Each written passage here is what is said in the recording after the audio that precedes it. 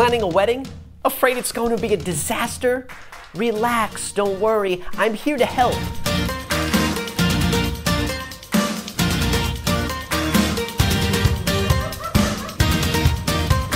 I'm Denny Testa, and I've been in the wedding industry for over 20 years. I cannot wait to see what's in this thing. I mean, this is a serious bag here. Tag along with me as I uncover key secrets and tips from top wedding professionals around the world. We'll tell you what to do, and of course, what not to do. Oh. This is probably the first time on TV it's being shown like this. Watch this before you get hitched.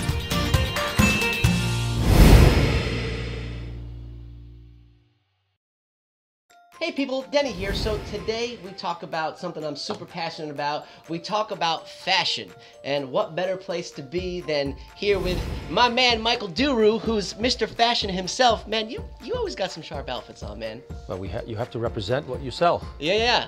Looks, I like this. Tell me how you got into, opening your business and got into fashion. What got you into this world, man?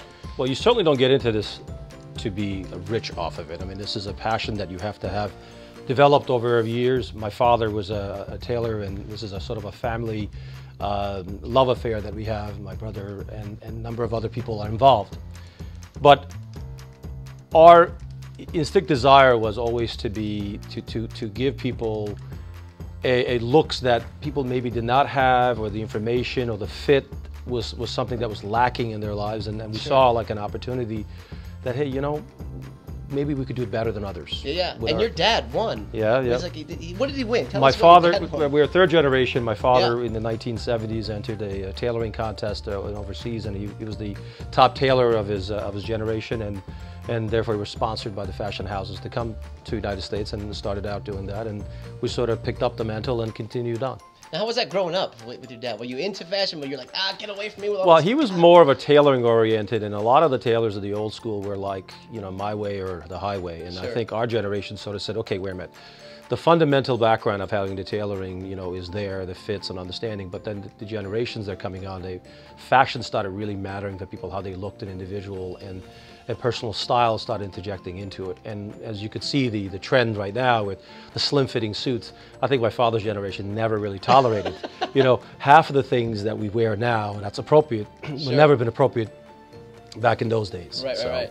I can barely sit down in my pants. Like, I can only bend down so far. But it's okay to look good sometimes if you don't feel as good on it. But I mean, I think there is a happy medium somewhere, and if we could do, we're here to kind of help that. Our job is to not create carbon copies of everybody, but to try to help define it. And tailoring really matters in that. I mean, that's something that we really emphasize a lot. Well, I agree too, because I think a lot of guys out there, they might not be into the fashion, or I think not being into it, I think they don't know about it. I don't know, I'm a dude's dude, I'm a dude. Right. Well, look, it used to be in the past that your father or your grandfather, your uncle introduced you to their tailor, and that was that has been sort of a lacking in society in general. So, in the age of Google and all the little Instagrams again, there's a lot of information out there, but I think a lot of information is misinformation, because you could get a conflicting, about a certain looks, and we basically feel that you really need to have, I don't care where you get it, you should have a tailor do the fitting for you, okay? So we encourage, and we're one of the probably few specialty stores in the country, and several years ago when Esquire magazine has put us one of the A-list stores in the country, our commitment to having the items properly tailored, and we take in product from outside, for example, just to make sure. So get it from wherever you need to get your inspiration, what have you, but bring it here for tailoring. Obviously, we could create things for them as well. Fit matters. The above and beyond the styling, I think the fit of the product really is important. Now, that's some of our grooms out there. They have, I don't know what to do. I don't know what kind of suit. They go out and buy a suit, it's 18 times too big. Right. How should it fit me? Everybody has different style body or body types. Right. So you're here to make it simple and easy for them. Or talk about the Michael Duru experience. I love that. So I think a lot of the things out there, first of all, I don't think people really realize what things cost. Sure. And there is an unreasonable numbers out there that people, in our particular establishment, and I've been doing this for long enough time, and I can tell you, an off-the-rack tuxedo, you know, could be about a $5.95 starting price point, and you could go up to about $8.95 in a store like this. Made-to-measure product could start around a $9.95 and move up from there.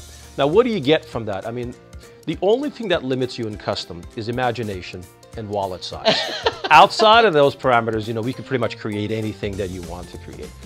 But, you know, we'll talk about how they don't know, like an off-the-rack versus right. a made-to-tailor. So you know. So the off-the-rack items right now, the slim fit is where it's at. Sure.